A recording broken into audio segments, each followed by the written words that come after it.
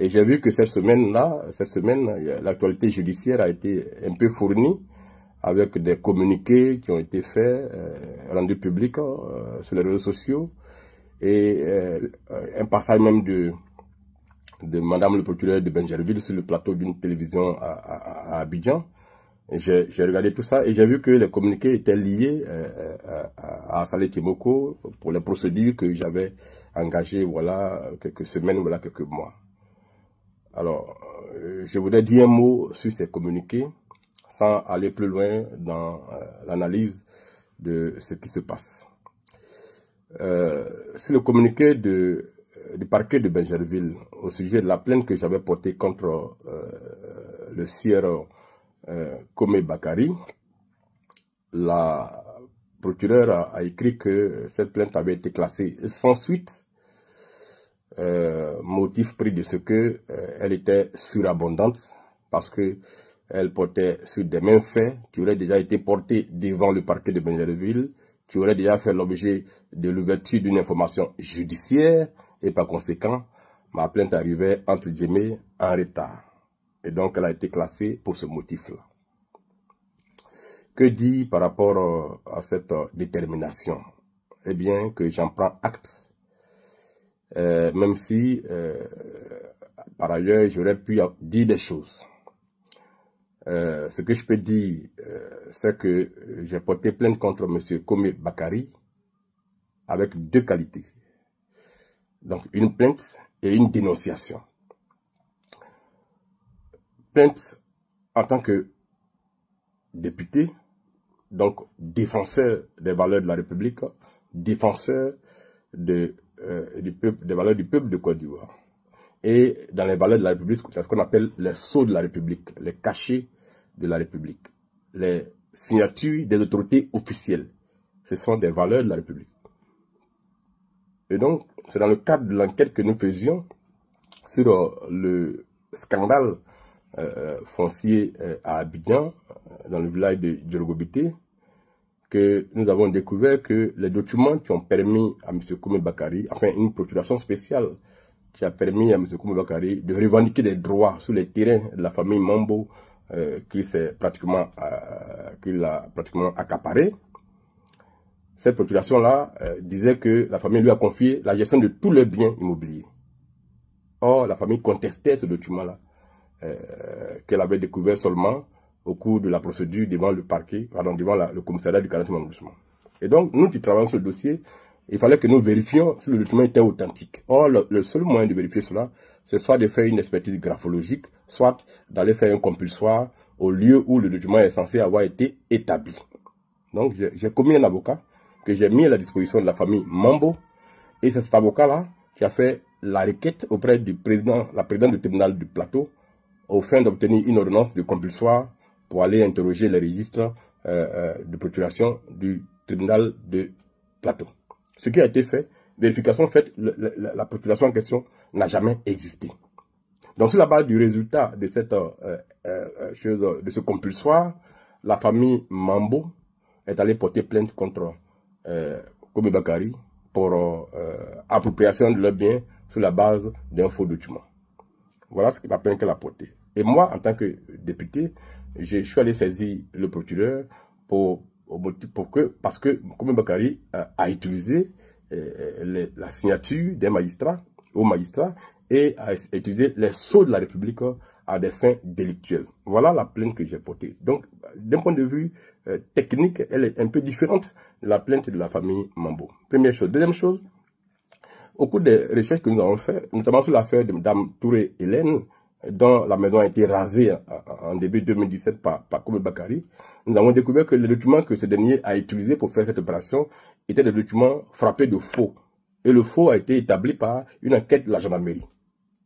Au-delà de cela, nous avons découvert que la décision de justice que M. Komé Bakary a utilisée pour aller casser la maison, dans cette décision-là, il s'est présenté comme quelqu'un de nationalité malienne né au Mali. C'est ce qui est écrit sur la décision. Il y a une autre décision même qui a été rendue en 2019, dans laquelle également M. Koumi Bakari s'est présenté comme étant malien né au Mali. Ça est dans les décisions officielles de la justice ivoirienne que M. Koumi Bakari a utilisé pour aller exécuter contre des Ivoiriens. Dans le même temps, nous avons découvert que devant le ministère de la Construction, les documents qu'il a obtenus, les ACD qu'il a obtenus, il les a obtenus en tant qu'Ivoirien, né à Abidjan. Alors nous nous sommes demandé, est-ce que c'est la même personne? Quelqu'un qui est né au Mali, qui agit devant les tribunaux comme malien, dans le même temps, il obtient des documents devant le ministère de la Construction en tant qu'Ivoirien né en Côte d'Ivoire. Pour nous, d'un point de vue légal, ça pose un problème. Donc, est-ce que c'est la même personne? C'est pour cela que j'ai dénoncé ce fait-là au procureur de la République afin que lui-même fasse les enquêtes et découvre la vérité. Voilà pourquoi j'ai saisi le parquet. Aujourd'hui, le parquet de Benjerville dit que c'est la même affaire que l'affaire Mambo. Et par conséquent, la plainte a été classée sans suite. J'en prends acte. Et comme elle est passée sur le plateau d'une télévision pour dire que l'affaire est en cours, il y a des procédures, il y a beaucoup de plaignants, une quinzaine de plaignants a-t-elle dit, et donc l'affaire est en cours, que rien n'a été abandonné, eh bien j'en prends acte, on espère que tout ça va aboutir, et que la vérité sera sûre, et que les victimes qui ont perdu leur terrain pourront récupérer leur terrain, parce que la justice aura fait son travail. Voilà pour ce qui concerne le communiqué du parquet de Benjerville. J'ai vu également qu'il y a eu un communiqué du procureur de Tiasalé, le mercredi ou mardi aussi, sur les réseaux sociaux. Avec le décalage horaire, je ne vois les choses que peut-être le lendemain. Et donc, j'ai vu aussi ce communiqué que j'ai lu attentivement. Et ce communiqué concerne l'affaire qui oppose le ministère public à 3 personnes sur saisine du maire de Tiasalé. C'est pas Assalé Timoko en tant qu'individu qui a fait cette procédure, c'est le maire de Tiasalé qui a saisi le parquet au fin d'une enquête concernant des individus soupçonnés d'avoir obtenu des documents non légaux, ou bien par des procédures non légales pour se faire inscrire sur la liste électorale. Alors, j'ai lu le communiqué. Le procureur nous informe que dans la partie civile de cette affaire, la juridiction civile a rendu sa décision en déclarant que celle qui faisait l'objet du débat, la maman des enfants, qui serait née à Ndoussi, est effectivement née à Ndoussi et qu'elle est ivoirienne, et par conséquent, les enfants tiennent leur nationalité d'attribution de leur mère. Voilà ce que dit le communiqué du procureur. Et ce communiqué précise que pour ce qui concerne les lieux et dates de naissance de la mère, ce serait une erreur et que la mère serait vraiment née à Ndoussi et non pas en Guinée, comme cela est mentionné dans les documents officiels gardés au parquet de Tiasalé et avec copie à la mairie de Tiasalé. Voilà ce que dit le communiqué. Je n'ai pas vu la décision. J'ai demandé à l'avocat qui suit l'affaire de faire diligence pour avoir l'expédition afin que nous comprenions les motifs, le raisonnement qui a été fait pour aboutir au fait que ce serait une erreur sur les dates et lieux de naissance de la maman. Mais comme ce communiqué a été rendu public et qu'il a fait l'objet de beaucoup de commentaires, beaucoup d'articles de la part de certains confrères journalistes qui l'ont utilisé comme prétexte pour m'insulter, pour écrire beaucoup de choses qui sont inacceptables, je vais faire juste un commentaire, juste quelques précisions sur notamment le côté erreur qui aurait été commise, sans rentrer outre mesure dans d'autres détails. Alors, s'il y a eu erreur sur les dates et lieux de naissance de la mère, qui a commis l'erreur? Est-ce le père qui a déclaré les enfants? Ou est-ce la mère qui elle-même aurait commis cette erreur-là? Ou alors, seraient-ce les officiers d'état civil qui ont reçu le père venu faire les déclarations des 3 enfants, non pas la même année, mais à des années d'intervalle sur une période de presque 10 ans. Donc s'il y a eu erreur, c'est que tout le monde a été induit en erreur par ces déclarations-là. Parce que il faut que la vérité soit sûre dans cet aspect des choses.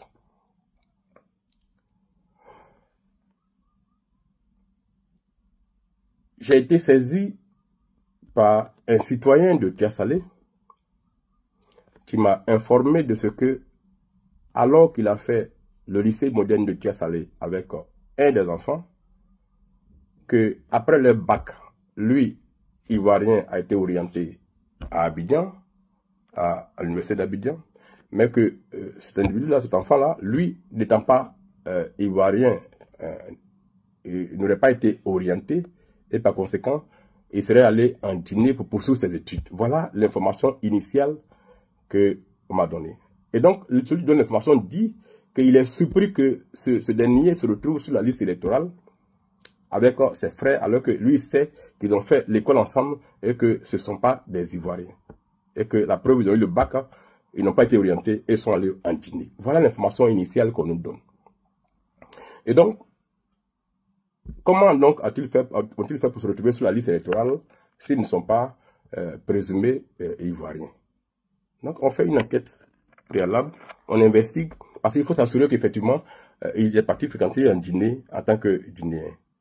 Et donc, on fait des investigations et on découvre effectivement qu'après le bac à Tia-Salé, il n'a pas été orienté en Côte d'Ivoire parce qu'il ne serait pas ivoirien et que, par conséquent, il est parti en Guinée pour faire ses études. On a retrouvé l'école où il a fréquenté en Guinée, l'université où il a fréquenté en Guinée, sur quelle nationalité il a fréquenté en Guinée, tout ça, on a retrouvé.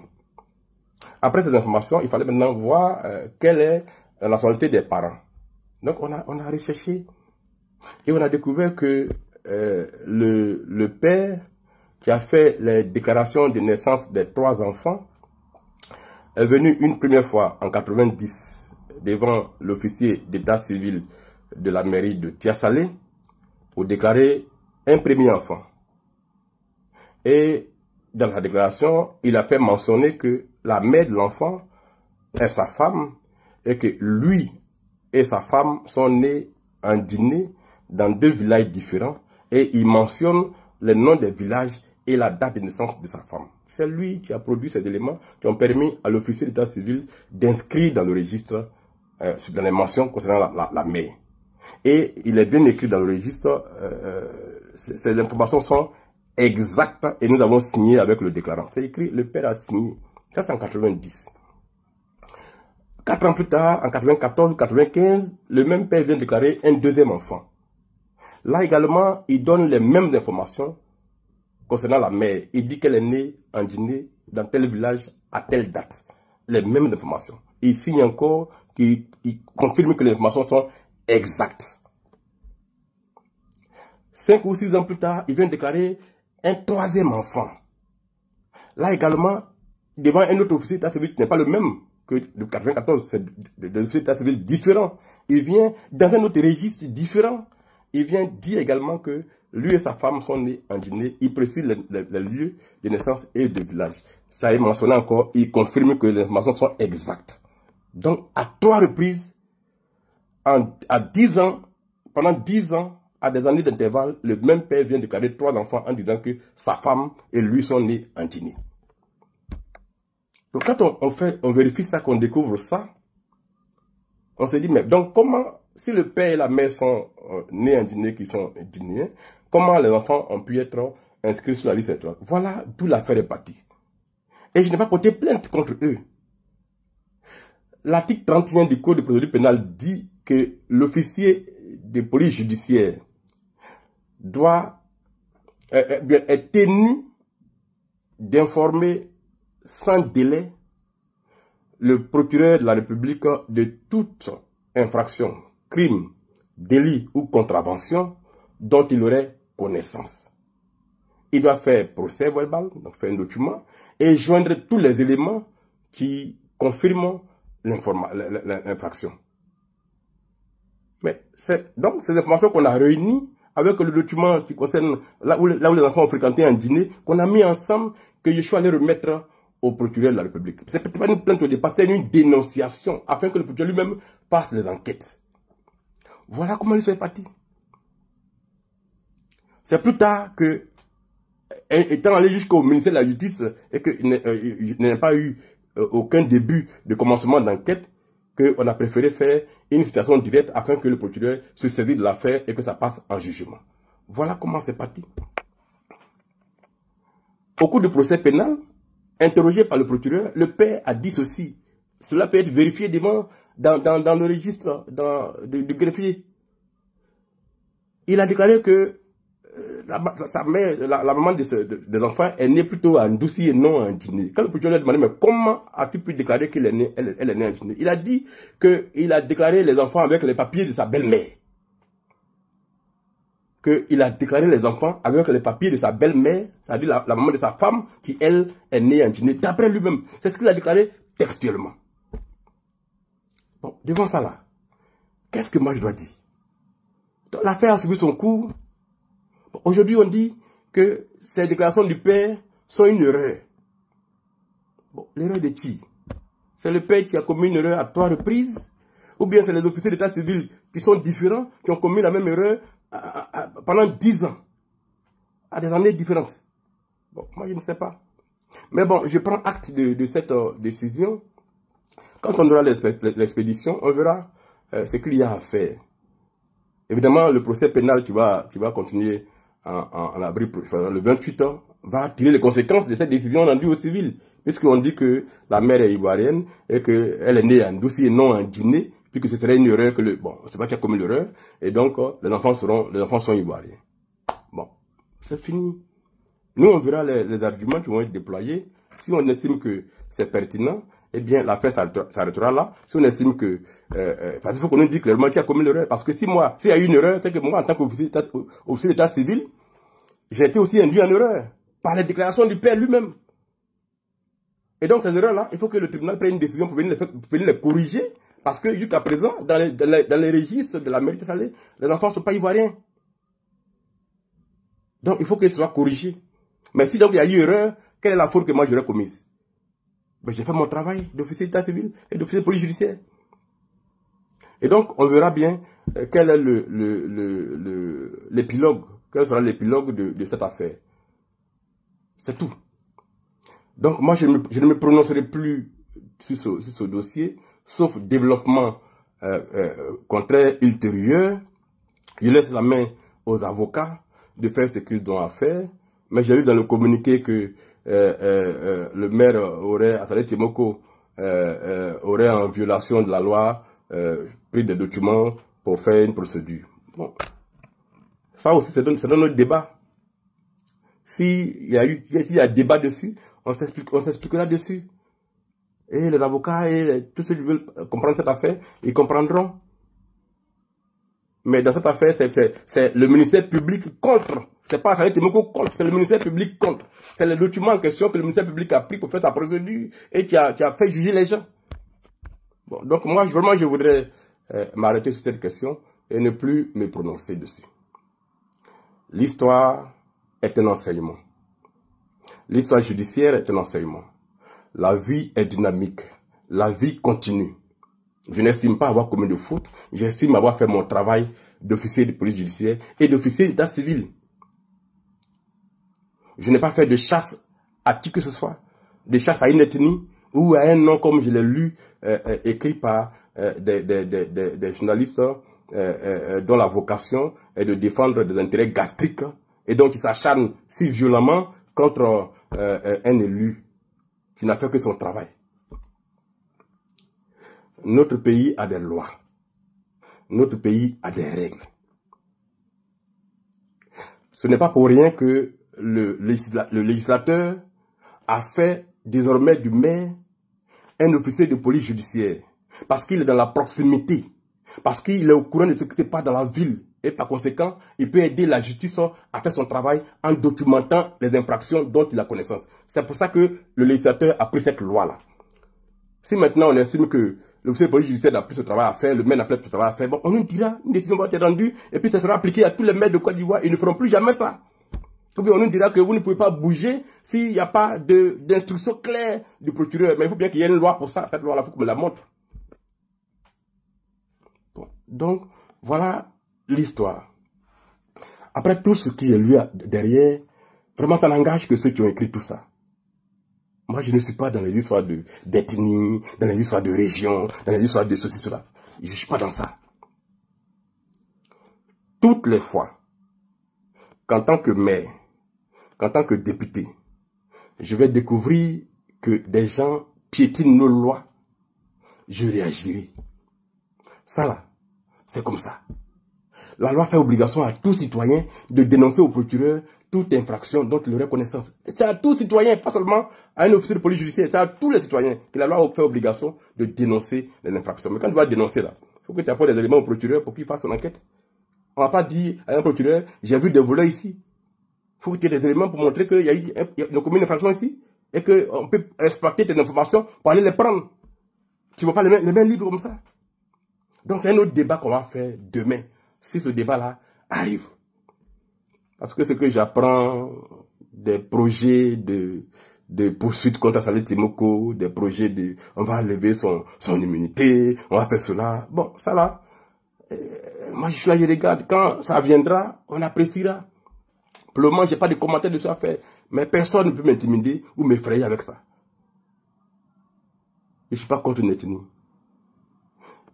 Moi, mon combat, c'est pour aider ces gens-là qui ont été victimes d'injustice, dont les biens ont été arrachés, en induisant notre administration en erreur, en induisant notre justice en erreur. Les gens ont perdu leurs biens. Quand je pense à Madame Touré Hélène, qui a perdu sa maison, sur la base de faux documents, l'individu en question est inculpé depuis 2019 pour faux et usage de faux. On est en 2025, il n'a pas encore été jugé. Et la dame est dehors avec ses enfants. Son mari a fait un AVC. Voilà. Comment on trouve une solution pour cette dame-là? Alors qu'on sait tous que les documents qui ont servi à casser sa maison sont faux. Des documents annulés par arrêté du ministre de la Construction. Mais ça a permis quand même de casser une maison. Voilà un problème dans notre pays. Et ça dure depuis 2017. C'est pas réglé.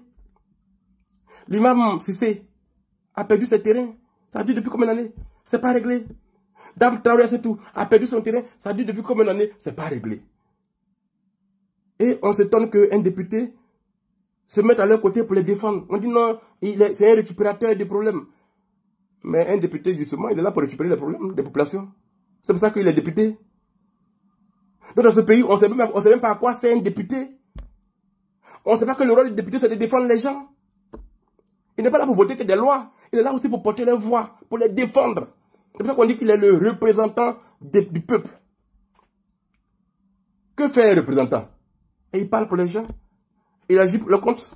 Il les défend quand il y a un problème. C'est ça le député. C'est exactement ce que je fais. On dit non, il récupère les problèmes. C'est un opportuniste. Mais réglez les problèmes des gens. Vous avez le pouvoir public en main. On vous paye pour ça. Réglez les problèmes des gens. Assalé ne viendra pas les récupérer. Cette dame-là qui traîne dans la rue depuis maintenant presque 8 ans. D'après elle-même, elle est partie dormir devant la porte d'un ministre pendant 48 heures. Il n'a pas reçu. Et quand Saleh prend son problème en main, vous dites non, il fait la récupération. Mais vous êtes payé pour régler les problèmes des gens. Régler les problèmes des gens. Et donc, je vais continuer à récupérer ces problèmes-là. Apporter la voix des gens. Aujourd'hui, j'ai près de 493 dossiers de fonciers à Abidjan entre les mains. Hier, on m'a informé que des gens sont venus des États-Unis dans la même affaire pour voir l'éléphant déchaîné. Qu'est-ce que vous voulez? On dit non, il est contre les gens du Nord. Ben, il est contre les gens du Nord par rapport à quoi? C'est quoi les gens du Nord? C'est qui les gens du Nord? La Côte d'Ivoire n'est pas une affaire du Nord, bien du Sud, bien du Centre. La Côte d'Ivoire, c'est la Côte d'Ivoire. Qu'on soit au Nord ou au Sud, on est Ivoirien. C'est pas une affaire des gens du Nord. Récemment, j'ai lu sur les journaux que l'ex-DG de la MATCA aurait été arrêté pour fraude sur la nationalité ivoirienne et il aurait été emprisonné. Mais ça, là, vous ne parlez pas de ça. Donc, on n'a pas le droit de dire qu'il faut que les gens respectent nos lois. Mais moi, je vais toujours l'affirmer, que ça vous gêne ou pas. Ce pays-là appartient aux Ivoiriens. Il n'appartient pas à une personne. Ce pays appartient aux Ivoiriens, nés Ivoiriens, et à tous ceux qui ont pris nos lois en suivant les procédures. Ces deux entités-là forment la population de Côte d'Ivoire. C'est-à-dire qu'ils forment les Ivoiriens. On est né Ivoirien, ou on est naturalisé, on est Ivoirien. On a le même droit. Et ce pays-là appartient à ces deux catégories-là. Pourquoi on ne peut pas dire ça? Est-ce que le Burkina Faso appartient aux Ivoiriens? Est-ce que le Mali appartient aux Ivoiriens? Est-ce que la France appartient aux Ivoiriens? Est-ce que la Chine où je suis appartient aux Ivoiriens? Mais ça appartient aux Chinois.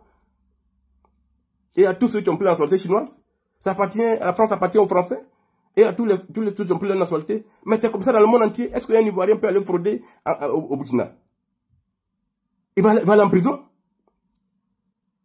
Arrêtons ce débat-là. Vous ne pourrez pas nous faire ce procès. Ce disque-là, il est rayé. Et il est xénophobe, il est tribaliste. Ah bon? Moi, je suis tribaliste. Je vous dis, heureusement que sur les publications, je vois des Ivoiriens de tous les bords venir dénoncer ces gens-là qui s'inscrivent dans ça. Ce disque-là, il est rayé, il ne peut plus prospérer. Vous l'avez utilisé pour tromper les Ivoiriens. Et aujourd'hui, nous sommes tous les yeux ouverts. Vous ne pourrez plus nous prendre sur ce débat-là. Quand on est un enfant du Nord, on est Ivoirien. Pourquoi est-ce qu'on va se sentir exclu? Quand on est un enfant du Sud, on est Ivoirien. Ce n'est pas une affaire de Nord ou bien de Sud, c'est une affaire d'Ivoirien. Et moi, je défends tous les Ivoiriens. Tout ce que je suis en train de défendre dans cette affaire de foncier, j'ai dépensé 6 millions. Mademoiselle Adja, qui a un bas de choses à Bonomen, qui a perdu son terrain là. Mais j'ai combien d'avocats pour elle? Moi, je la connais où? Mais j'ai appris son histoire, j'ai enquêté son histoire. J'ai commis un avocat pour elle. L'avocat est aujourd'hui devant le Conseil d'État en train de faire une procédure pour qu'on ait une ordonnance pour aller faire une expertise graphologique d'un document qui a permis de prendre le terrain de la dame, la jeune fille. C'est une orpheline. Est-ce qu'elle est de Koyekoro? Elle n'est pas de Koyekoro, moi je ne la connais pas. Mais je dois la défendre et l'avocat me prend 500 000 francs que je paie de ma poche. La famille Mambo là. C'est depuis 2016 qu'ils ont perdu le terrain. Ils n'ont jamais su comment le terrain a été pris. C'est moi qui leur ai mis un avocat à disposition des commissaires de justice que j'ai payé 500 000 francs pour aller faire la procédure devant le tribunal d'Abidjan pour avoir la preuve que le document est faux. C'est moi qui ai fait ça. Est-ce que j'ai demandé, est-ce que la famille Mambo elle est de Tchassalé? Mais c'est au quotidien que je dépense de l'argent pour aider ces Ivoiriens-là qui ont tout perdu dans des procédures judiciaires qui traînent depuis des années. Et vous ne voulez pas qu'on les défende? Parce que vous avez un pouvoir en main, vous êtes militant d'un parti politique qui a le pouvoir en main, vous mangez, vous dormez tranquille, vous n'avez pas de problème. Donc tous ceux qui se battent pour ceux qui souffrent deviennent vos ennemis. Mais arrêtez ça. Donc voilà, chers Ivoiriens, cette petite vidéo que je voulais faire pour faire ces clarifications. Moi, je ne suis pas contre qui que ce soit. Je ne suis pas au-dessus des lois. Je suis un citoyen ivoirien comme tout le monde. Certes député, mais je ne suis pas au-dessus des lois. Mais je n'accepterai pas qu'on manipule la loi pour tenter de me nuire. J'ai décidé de me battre pour les Ivoiriens. J'aurais pu me contenter de mon indemnité de député, de 3 millions et quelques là. Vivre avec ma famille tranquille, me taire comme tout le monde. Et puis laisser les gens souffrir. Les souffrants ne me diront rien. C'est ce que tout le monde fait, non? Chacun mange, comme on dit, entre guillemets, son argent, et puis se tait. Je dis que les gens pleurent en bas, il est sur l'immeuble, ça ne lui dit rien. On peut faire ça tous. Mais si on fait ça là, à quoi on sert? À quoi on sert au pays si on fait ça? Ceux qui ont voté pour moi là, ils n'ont même pas 1000 francs par jour pour manger. Si je ne suis pas capable de porter leur voix, ils servent à quoi? Et quand on fait ça, on dit non, parce qu'on soupçonne à Saleh Timoko de vouloir devenir président. Et donc déjà, on a déclenché toutes les mafias là, pour le poursuivre sur les réseaux sociaux, pour écrire sur les journaux, le traquer, écrire des choses totalement fausses. Récemment, c'est la une des journaux. Il est comme Bakary Saleh, il a fait ceci. Tout ça est totalement faux. Mais la même justice là aussi, on l'a saisi. Et tout ça, ça va passer au tribunal. Chacun va donner les preuves de ce qu'il a écrit. Il faut qu'on arrête ça. Pensons aux Ivoiriens. Le président de la République peut être assis au sommet là-bas. Il n'est pas forcément au courant de ce que font tous les gens qui sont autour, ce qu'on appellerait cette fourmilière de mange-mille là, qui est en bas, qui commet des infractions, qui fait souffrir les Ivoiriens avec les moyens de l'État. Est-ce que le président de la République connaît tout ça? C'est à nous de lui apporter l'information. C'est à nous de nous plaindre, de défendre les Ivoiriens pour que le président apprenne que voilà ce qu'on fait à son peuple. Parce que vous recevez des transferts d'argent et vous allez vous en prendre à tous ceux qui se battent pour les Ivoiriens. Nous, on va se battre pour les Ivoiriens. Quoi que vous en pensiez, on va se battre. Ce qui est sûr, ils sont des milliers d'Ivoiriens qui approuvent ce que nous faisons. Et qui ne vous regardent même pas. Qui vous méprisent. Parce qu'ils disent que vous ne valez rien. Pour vous, les faveurs d'un roi sont plus importantes que les honneurs d'un peuple. On n'est pas la même chose. Donc voilà, chers amis, les petites précisions, appuyées sur quand même un petit coup de gueule, entre guillemets, que je voulais faire. Moi, je n'ai pas peur de ma justice. Je considère que nous devons tous nous battre pour que notre justice s'améliore au quotidien, pour que nos magistrats travaillent avec plus d'indépendance, pour que le peuple ait confiance. Tout ce que je fais là, c'est pour aider le pays à se porter mieux, pour ouvrir les yeux des gens. C'est ça. Quand Mme Poturel vient sur le plateau d'une télévision pour expliquer les choses, si je n'avais pas été engagé dans ce dossier-là, elle ne serait jamais venue sur ce plateau. Depuis quand vous avez vu ça? C'est parce qu'un député est dans l'affaire, il parle et que les gens réagissent. Vous voulez qu'on abandonne les gens dans leur souffrance? Parce que ça vous gêne, parce que vous mangez votre argent entre guillemets et que tout ça fatigue votre digestion. Chers Ivoiriens, aimez votre pays. Vous êtes du nord, vous êtes du sud, vous êtes de l'ouest, vous êtes du centre, vous êtes de l'est, vous êtes des enfants de Côte d'Ivoire. Les noms ne signifient rien. Jamais je vais traiter un Ivoirien de non-Ivoirien par rapport à son nom. Je suis juriste de formation. Je connais les lois. Je sais que le nom ne fait pas la nationalité. C'est des preuves matérielles qui permettent d'apprécier. Ce n'est pas le nom. Moi, je m'appelle Timoko. Je ne suis pas Yakuba ou bien je ne suis pas Maléké. Je suis Agni, 100%. Est-ce que mon nom m'identifie par rapport à mon ethnie? La Côte d'Ivoire est un brassage. Donc les noms n'ont rien à voir avec la loi. Ceux qui s'amusent à étiqueter les gens par rapport à leur nom, ils commettent une infraction. Et ceux-là, si j'en connais, moi je les poursuivrai. C'est d'ordre public. Ne cherchez pas à monter les enfants d'autres Ivoiriens contre Saleh Timoko. En écrivant, il est contre les nordistes. Pourquoi on va être contre les nordistes? Au nom de quoi? Il n'y a pas des gens du nord dans ADCI. Ils ne sont pas nombreux dedans. Parce que nous, cette Côte d'Ivoire que nous on veut créer là, tout ça va exister dedans. Dans la Côte d'Ivoire que nous voulons bâtir, il n'y aura pas d'ethnie. Il n'y aura que les Ivoiriens. Donc vos histoires d'ethnie là, c'est dépassé. Heureusement, aujourd'hui, tout le monde a compris. Il y a quelques-uns encore qui sont encore dans cette affaire, mais ils sont vraiment marginaux. Tout le monde a compris.